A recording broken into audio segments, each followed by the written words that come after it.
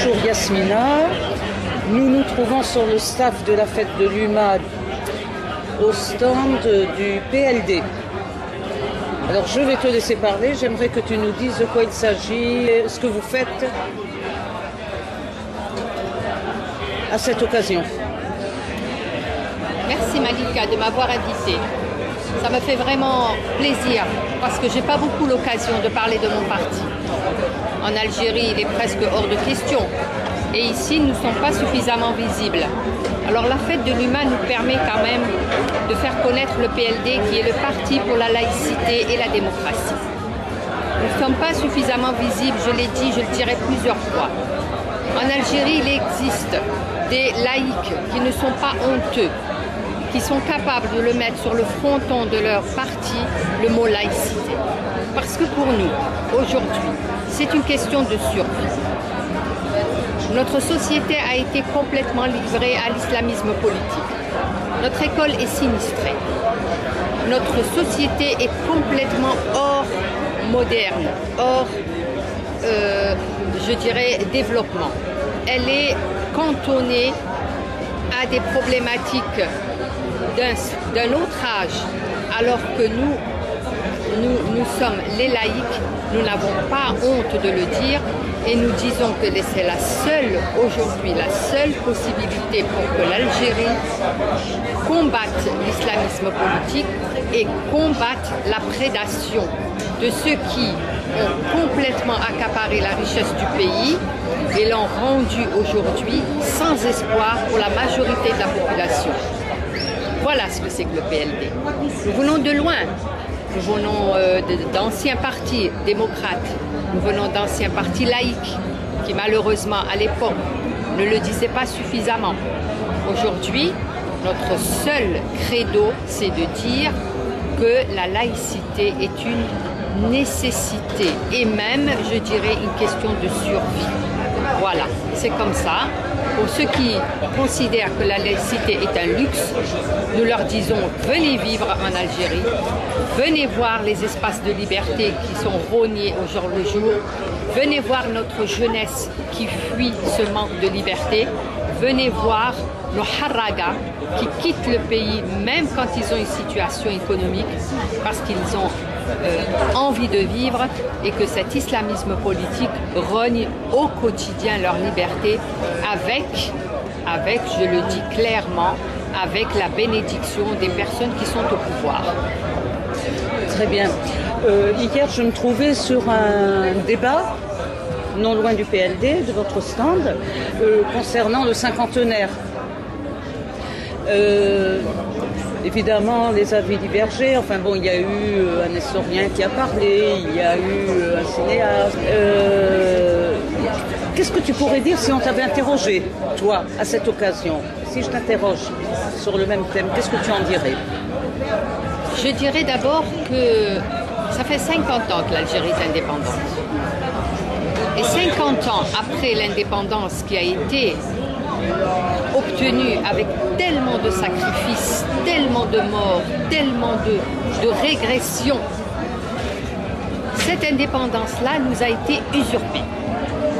Elle nous a été volée par les gouvernants successifs qui ont fait de cette Algérie leur bien personnel, qui n'ont aucune visibilité sur l'avenir, qui n'ont aucun projet de société, sauf à aller renier au quotidien les libertés des femmes, des hommes, la modernité, l'amarrage de l'Algérie aux pays émergents.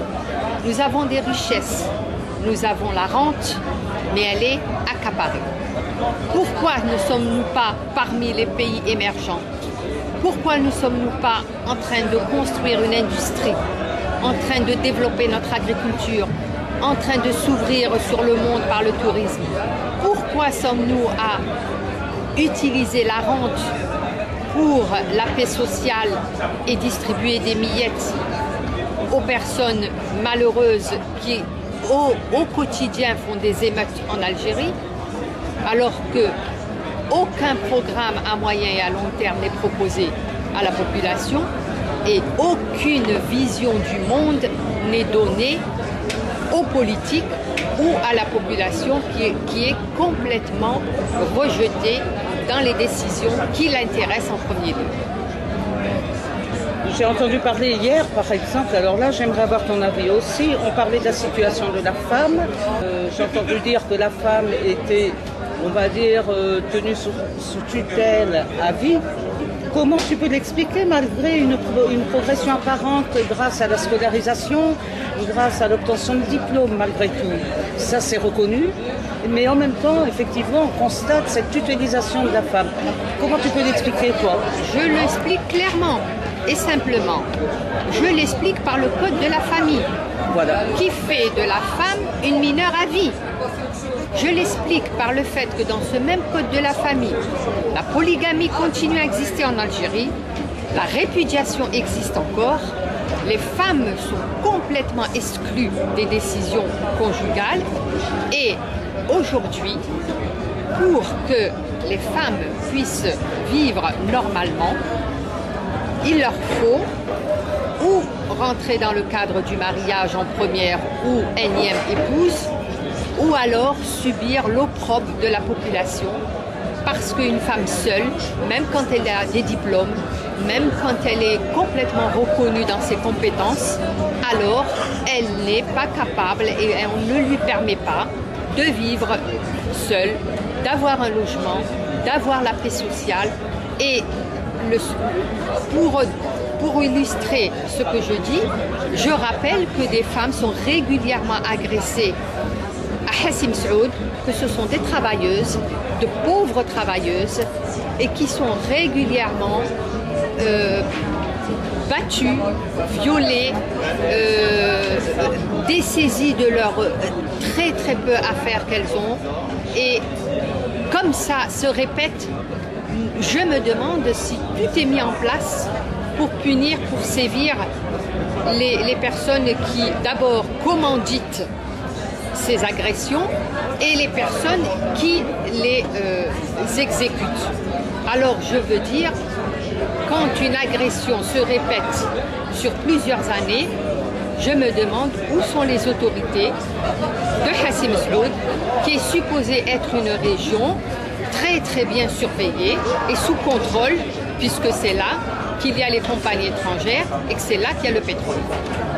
Quelle est la raison de ces agressions? Et elles viennent de qui? Alors elles viennent de voyous, certes, elles viennent de gens sans éducation ou sans sens politique, mais qui les commandite? On ne va pas me faire croire que subitement des hordes de voyous se mettent à agresser des femmes comme ça tous les 24 du mois. Qui commande ça? Qu'est-ce que ça cache? Nous pensons que ça cache quelque chose de très grave, que ça cache l'exclusion des femmes, que ça cache la décision et la volonté que les femmes soient totalement invisibles et ne puissent pas exercer leur métier, qu'ils soient des métiers de grande capacité ou des petites capacités, et que donc elles soient totalement dépendantes financièrement et continuer à subir ce code de la famille. Précisément à Hassim Saoud. À Hassim Saoud. Pourquoi Hassim Saoud? Voilà. Parce que du fait des compagnies étrangères et pétrolières, il y a une espèce de population, j'allais dire, très très pauvre, qui s'agglutine tout autour de ces entreprises pour glaner des petits salaires totalement misérables, mais que régulièrement, parce qu'il y a un groupement de femmes, ça dérange tout le monde, et les autorités qui sont en place et qui connaissent très bien ce problème, eh bien, elles ne prennent ni les dispositions pour prévenir, ni des dispositions pour punir, et ça se répercute et ça se répète à chaque fois. Tu me parlais de la situation des femmes, j'avais oublié de te demander aussi ce qui se passe, qu'est-ce qui se passe de la femme qui divorce, qui se retrouve, parce que ça existe tout de même, avec des enfants. Est-ce que les enfants restent avec elle? Est-ce qu'ils sont... Oui. Alors, et comment elle assume sa vie à partir de ce moment-là? Oui. Alors ça encore, on nous a vendu des amendements du Code de la famille, des amendements qui s'avèrent sur les terrains complètement caducs et inopérants. La femme qui divorce autrefois, certes, elle devait prendre ses clics et ses claques et sortir de la maison et prendre les enfants parce qu'en plus elle a la garde des enfants. Aujourd'hui, on a fait quelques amendements en demandant aux maris de leur trouver un logement. Alors le logement, il ne peut être qu'un logement auprès d'un propriétaire privé qui très vite a compris, parce qu'il n'est pas bête le propriétaire privé, qui très vite a compris que quand cette femme vient, la toute première fois, le mari va peut-être payer les loyers pour pouvoir vite se débarrasser d'elle, avoir la maison et se remarier, mais que les années d'après, ça va être très difficile de se faire payer ses loyers. Alors, comme une traînée de poudre, tous les propriétaires savent maintenant qu'on ne peut pas louer à une femme qui vient de divorcer. Pourquoi? Parce que c'est galère après pour récupérer les loyers des années précédentes, des années futures. Voilà. Et qu'est-ce qu'elle devient alors? Alors qu'est-ce qu'elle devient? Elle squatte, elle va chez des parents, la première année peut-être elle a eu un peu de chance de trouver un propriétaire pas trop regardant, mais après, bon, l'année d'après, elle est dans des situations inextricables que ce code de la famille est incapable, de toute manière, est incapable de régler.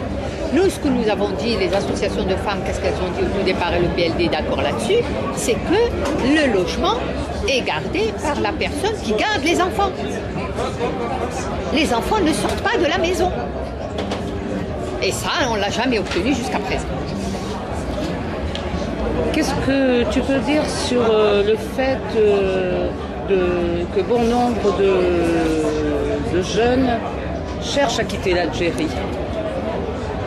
Oui, encore une fois, je rappelle, pour ceux qui ne connaissent pas l'Algérie, que plus de 60% de la population a moins de 25 ans, que c'est moins de 25 ans, c'est-à-dire 60% de la population rêve de partir, pour des raisons peut-être économiques, mais surtout aussi pour des raisons de liberté. Des gens éduqués, des gens qui ont le bac et plus que le bac, quittent l'Algérie pour pouvoir vivre normalement, pour pouvoir marcher dans la rue, pour pouvoir regarder un film, pour pouvoir vivre tout simplement leur vie sans qu'il y ait une police des mœurs derrière le dos, sans qu'il y ait un commissariat qui soit plein de jeunes pour X raisons. Et ces gens-là, bien sûr qu'ils sont prêts à partir, bien sûr que plus rien ne les retient. Plus rien ne les retient. Parce que nous sommes incapables de leur donner des raisons de rester, des raisons d'espérer que ça change. Voilà. Pourtant, il y a des problèmes de visa sûrement. Oui, les jeunes, les consulats en Algérie, c'est très simple, il faut aller le vérifier tous les matins, les consulats en Algérie sont régulièrement assiégés par des jeunes et des moins jeunes qui font des chaînes à longueur d'année pour glaner ce fameux sésame et sortir du pays en espérant ne jamais revenir, bien entendu. Et ça, c'est pas toujours de gaieté de cœur. Les gens aiment leur pays, les gens aimeraient bien vivre. Il suffit de leur donner de l'espoir, de leur montrer que cet argent-là et ces richesses-là sont bien utilisées, bien distribuées, équitablement, et qu'ils aient l'espoir de construire leur vie normalement, comme tous les jeunes du monde, tout simplement. Très bien. Si je te dis démocratie. Alors, je rappelle à Malika que démocratie est dans le sigle de mon parti, qui est le PLD, Parti pour la laïcité et la démocratie. La démocratie, oui, nous savons qu'elle est à parfaire, elle est quelque chose à atteindre. Encore faut-il avoir un tout début de démocratie. Je rappelle qu'à la veille des élections législatives qui se sont déroulées au mois de mai 2012, 42 partis ont été agréés. Personne ne les connaît, ces gens-là. Comment ont-ils pu, entre deux semaines, à la fois avoir des militants, de l'argent, des locaux, tenir leur congrès, obtenir leurs agréments, Tout ça, la population sait que c'est une grande mascarade. On me dit que près de 62 partis auront leur agrément à la veille des élections locales. Comment ont-ils pu se constituer? Quels sont ces Algériens qui sont dans ces partis? Qui les dirige? Quels sont leurs programmes? Personne n'en sait rien. Alors c'est des élections qui se déroulent, qui se répètent depuis des années. Personne n'y croit. Le taux d'abstention est phénoménal. Ces gens-là ne sont pas connus, ils passent à la télé une ou deux fois à la veille des élections et puis hop, c'est fini. Ils redisparaissent parce que aucun parti en dehors des partis d'État, c'est-à-dire le FLN et le RND en dehors de ces deux partis, aucun autre parti ne passe à la télévision algérienne ou sur les ondes radiophoniques algériennes. Donc, même quand c'est des gens qui veulent se constituer, s'arranger, s'organiser, ils n'ont pas de visibilité comme le PLD. Nous ne sommes pas agréés et nous ne demandons pas d'être agréés parce que nous ne reconnaissons pas ces pouvoirs illégitimes. Mais même si on devait être agréés, qu'est-ce qui changerait de notre situation avec celles qui sont agréées? Les partis agréés ne passent pas à la télévision. Leurs meetings, personne n'y va. Les salles, pour les louer, ils ont des problèmes. Et je connais des partis agréés dont le MDS qui, pour avoir son congrès, n'a pas eu l'autorisation de le faire. Alors pourquoi l'agrément? À quoi il sert? Il ne sert à rien du tout. Il sert à cautionner ce régime. Il sert à lui donner une façade démocratique pour l'opinion internationale. Et c'est tout. Et nous, on ne veut pas rentrer dans ce type de schéma. Et on ne demande pas leur agrément et on ne veut pas entendre parler de leur traficotage à la veille de chacune des élections. Alors c'est parti que personne ne connaît. Ils ont un agrément. Ils passent une ou deux fois à la télé. Personne ne connaît ces gens-là, personne ne les écoute, personne ne comprend ce qu'ils disent. Et après, les sièges sont partagés entre le FLN et le RND. Ils auront quelques strapontés et on n'entendra plus jamais parler d'eux. Et d'année en année, c'est la même chose. Alors la population en a marre. Les Algériens ne sont pas plus bêtes que d'autres. Ceux qui savent pas partir ceux qui peuvent pas partir par les visas partent par les harragas. Et ceux qui restent, eh ben, ils votent pas. Voilà, c'est tout. Le PLD, en fait, est-ce qu'il a une visibilité réelle en Algérie? Difficile pour nous, c'est difficile, voilà. Je vous l'ai dit, Malika, nous, on est interdit de télé, on est interdit de radio, les journaux ne nous... quelques journaux démocratiques nous passent quelques messages, mais finalement il ne reste plus que les réseaux sociaux. Alors bon, on essaye, on travaille, on essaye d'expliquer notre charte, les 10 propositions du PLD pour des sorties de crise, dont le problème principal pour nous, c'est que tout soit remis à plat, que cette constitution soit arrêtée, que cette APN soit dissoute, que toute cette mascarade s'arrête et que nous retrouvons autour d'une table pour discuter démocratiquement du projet de société que nous voulons. Voilà. Si on n'aboutit pas à ce projet de société, pour nous, tout le reste, c'est du folklore. Les élections, c'est du folklore. Les partis agréés à tour de bras en quarantaine et à soixantaine de partis agréés en 2 semaines, pour nous, ça ne peut pas constituer une sortie de crise. La population en a conscience. Les taux d'abstention, je vous dis, sont phénoménaux. Je ne connais pas autour de moi un seul Algérien qui vote. Même, c'est pas normal. Et tout ça, c'est parce qu'on continue à se moquer d'eux, on continue à ne pas les entendre.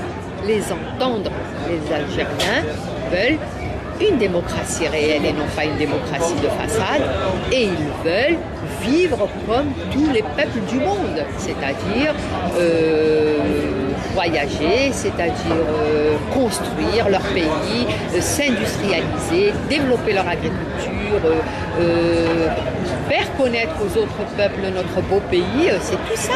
Et ça, malheureusement, est complètement occulté. Il reste une rente, on se la partage et les miettes sont distribuées aux contestataires et aux émeutiers. Voilà. Le militantisme, en clair, Il reste des bonnes volontés. Le PLD est un parti qui commence. Nous nous rapprochons beaucoup des universités. Nous trouvons des jeunes. Nous espérons que ces jeunes-là ne partent pas, qu'ils sont éduqués, ils ont beaucoup d'idées, ils ont de l'espoir pour leur pays, ils aiment leur pays. Nous espérons qu'ils ne partent pas et qu'ils continuent à militer avec nous. Mais on ne se fait pas trop d'illusions parce que pour eux aussi, c'est très compliqué. Leurs études n'aboutissent pas, leurs diplômes ne sont pas reconnus. L'école algérienne est si distraite, l'université n'est jamais reconnue dans les autres universités au monde. Dans le classement des universités du monde entier, l'Algérie ne figure nulle part. Nulle part, les universités algériennes ne figurent. C'est pas normal, enfin. C'est pas normal. Nous avons été à l'université il y a des décennies, nous étions parmi les meilleurs. Pourquoi cette école sinistrée? Pourquoi cette université c'est vrai que les grands professeurs, les grands médecins sont partis ou ont été tués par les islamistes, mais quand même, entre-temps, il n'y a pas de projet, il n'y a rien du tout. Alors, on se demande ce qui se passe. Nous avons un ministre de l'école qui est resté pendant 19 ans ministre, alors que l'école est sinistrée. Ça veut dire quoi? Ça veut dire que la médiocrité est remerciée d'année en année. Voilà. Le printemps arabe, comment vous l'avez pensé, vous, lorsque ça s'est passé? Oui, alors, un peu comme tout le monde, on a été un peu débarrassé des dictateurs, les Ben Ali, les Kadhafi et consorts, mais bon, très vite, l'expérience algérienne étant très récente encore, nous avons compris que la violence profite aux plus violents, à ceux qui se sont déjà organisés pour prendre le pouvoir, c'est-à-dire les islamistes. Octobre 88 a été enclenché par les démocrates en Algérie, surtout par la jeunesse algérienne. 15 jours après, Abbas Medeni et Ali Belhadj, les leaders des partis islamistes par la suite agréés, ont pris carrément la rue, les télévisions nationales et étrangères. Ces gens-là sont très violents, ils sont organisés et la violence de ces révolutions leur profite en premier. Alors bien sûr, le PLD est soucieux de ce qui se passe dans les pays voisins. Il est soucieux également de ce qui se passe au Mali, au nord du Mali, c'est-à-dire aux portes de l'Algérie. Ces islamistes qui sortent comme ça de derrière les fagots sans qu'on n'entende parler jamais d'eux, par qui sont-ils financés? Qui finance leur armement et leurs munitions? Qui leur donne cette visibilité immédiate, quasi immédiate? Nous pensons que c'est le Qatar et l'Arabie Saoudite qui financent ces islamistes-là pour des problèmes géostratégiques qui nous dépassent peut-être, mais qui malheureusement risquent de toucher l'Algérie. Et ces conflits, moi je pense que ces conflits de soi-disant religieux, en fait ce sont des intérêts économiques des États-Unis, de ses alliés, le Qatar et l'Arabie Saoudite, pour barrer la route de l'approvisionnement en matières premières à la Chine et à la Russie, et en réalité casser la Syrie pour détruire l'Iran. Nous, on pense que l'Algérie, après la Syrie et l'Iran, ce sera l'Algérie, parce qu'encore une fois, l'Algérie, son sous-sol est très riche. Le sud de l'Algérie, c'est le Mali, c'est le nord du Mali. Et là, déjà, on nous a trouvé des islamistes organisés, on nous a trouvé des personnes qui appliquent la charia, on a tout trouvé pour pouvoir trouver des prétextes et faire une intervention étrangère aux portes de l'Algérie que nous ne pouvons pas cautionner, tout simplement. D'abord pour des raisons humanitaires, parce que ces pauvres populations, comme la population irakienne, seront complètement détruites. Ces pays seront détruits et les frontières de l'Algérie ne seront pas sûres. Et quand elles ne seront pas sûres, eh bien, le le Qatar et l'Arabie Saoudite s'installeront définitivement aux portes de l'Algérie. Et ça, on ne peut pas le supporter. Des Algériens sont morts pour l'indépendance de ce pays, pour son unité, je le dis une deuxième fois, pour son unité. Des Algériens sont morts. Et il n'est pas question qu'aujourd'hui, des pays riches, certes, mais qui veulent se partager les matières premières des autres, passent comme ça de frontière en frontière et cassent les unités nationales. C'est complètement stratégique.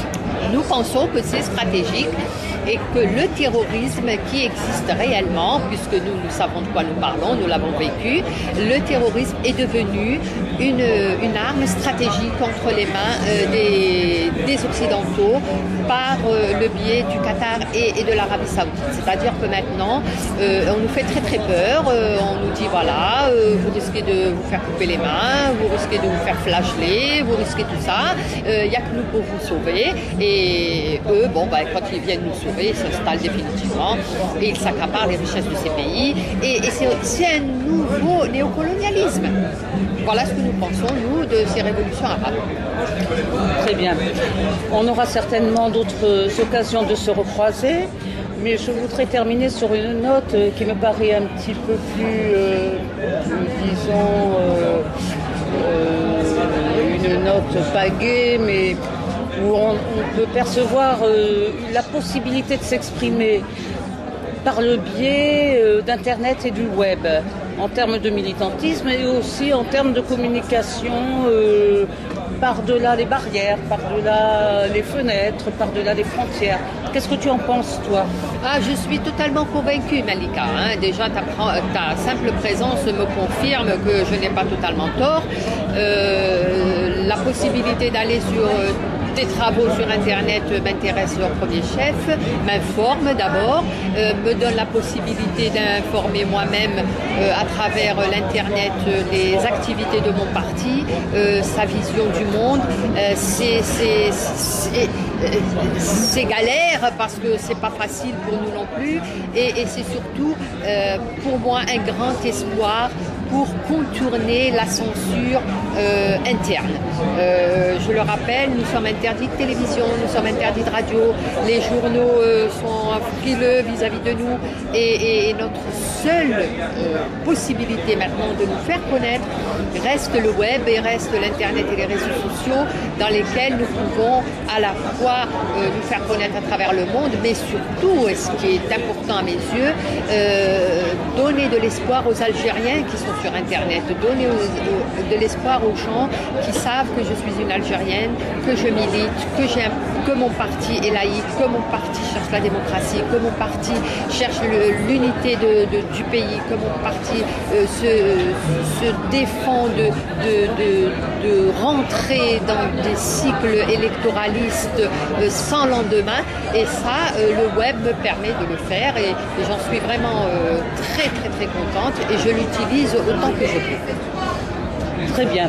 Pour conclure définitivement notre entretien, il va y avoir un débat demain au stand du PLD sur le site de l'UA 2012. Il va traiter de...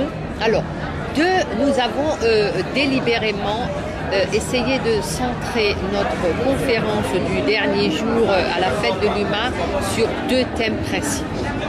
Un, faire connaître le PLD, sa visibilité, sa charte et les 10 propositions de sortie de crise du PLD. Deux, parler de ces printemps et ces révolutions que je mets entre guillemets arabes qui aboutissent finalement à remettre en selle l'islamisme politique qui autrefois en Algérie était totalement battu sur le plan militaire. Sur le plan militaire, l'islamisme politique était totalement battu. C'est politiquement qu'on l'a remis en selle pour barrer la route aux démocrates. Et ça, nous voulons que les personnes qui auront l'amabilité de venir assister à notre conférence, qu'ils comprennent qu'en Algérie, il n'y a pas ou le pouvoir ou les islamistes. Il y a des démocrates et des démocrates pour installer une vraie démocratie. Non pas une démocratie que l'on voudrait nous faire croire de deuxième choix pour les Arabes. Nous ne voulons pas d'une démocratie de deuxième choix. Nous voulons des valeurs universelles. Nous voulons la même démocratie, comme en Europe, comme aux États-Unis, comme dans les pays émergents. Nous ne voulons pas d'islamisme modéré avec une démocratie à la noix où on nous interdira de dire ce qu'on veut dire, on nous interdira de faire les films qu'on veut, on nous interdira de parler de ce qu'on veut, on nous épiera jusque dans nos chambres à coucher. Je refuse ce type de raisonnement qui voudrait que pour les Arabes, il y ait une démocratie de deuxième choix parce qu'ils ne sont pas encore aptes à l'autre, c'est-à-dire la plus belle, l'universelle. Et où les termes de liberté et de dignité ne soient pas des mêmes mots. Merci, merci Melika. Merci beaucoup. À bientôt Yasmina. Merci.